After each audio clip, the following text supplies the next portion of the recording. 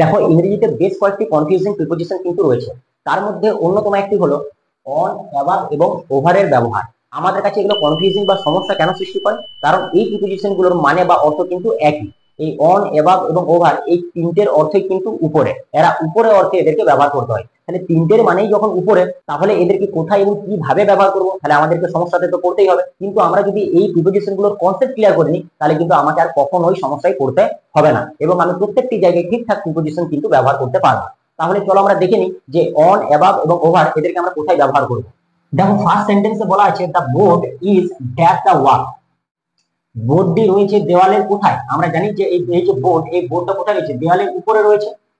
তাহলে উপরে অর্থে আমি কি ব্যবহার করবো? অন, অ্যাবাভ না ওভার? আমি কি ব্যবহার করবো? কারণ এখানে তো তিনটে মানে উপরে।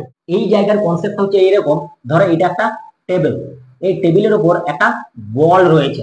তাহলে টেবিলের উপর তুমি যদি বলটাকে রাখতে চাও, তাহলে এই বলটা তো টেবিলের সাথে কি করে থাকবে? টাচ করে থাকবে। টেবিলের সারফেসটার সাথে বলটা কি করে থাকবে? টাচ করে থাকবে বা স্পর্শ করে থাকবে।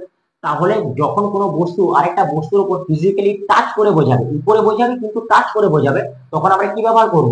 অন ব্যবহার করব। কারণ আমরা এখানে দেখতে পাচ্ছি বোর্ডটা দেয়ালের উপরে রয়েছে কিন্তু টাচ করে রয়েছে।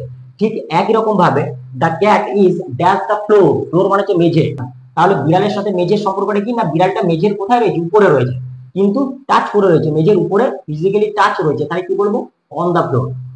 তাহলে এই গেল হচ্ছে অন প্রিপোজিশনের ব্যবহার। উপরে বোঝাবে কিন্তু টাচ করে অর্থে বোঝাবে, সেই ক্ষেত্রে আমরা অন ব্যবহার করব। এবার চলে আসি অ্যাবাভ এবং ওভার এই দুজনের ব্যবহার। এই ওভার প্রিপোজিশনটা আমরা কখন ব্যবহার করব?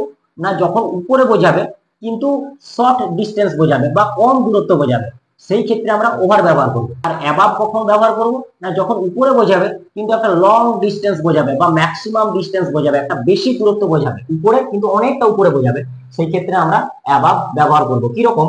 দেখো, the sky is dash our head. আমরা জানি আমাদের মাথার অনেক উপরে কি রয়েছে?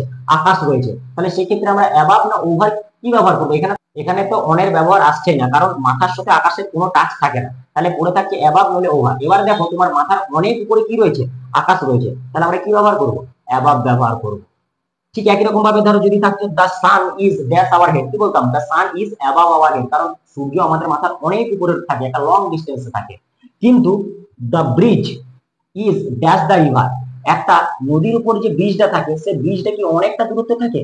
নদী থেকে ব্রিজের একটা মিনিমাম দূরত্ব থাকে, একটা শর্ট ডিস্টেন্স থাকে। তাহলে সেই ক্ষেত্রে আমরা কি ব্যবহার করব? ওভার ব্যবহার করব। যখন কম দূরত্ব বোঝাবে তখন আমরা ওভার ব্যবহার করব। এটা গেল, এটা গেল অন, অ্যাবাভ এবং ওভারের নরমাল কনসেপ্ট। এই অ্যাবাভ আর ওভারের কিন্তু আরেকটা কনসেপ্ট কি রয়েছে? না, যখন মাথার উপরে বোঝাবে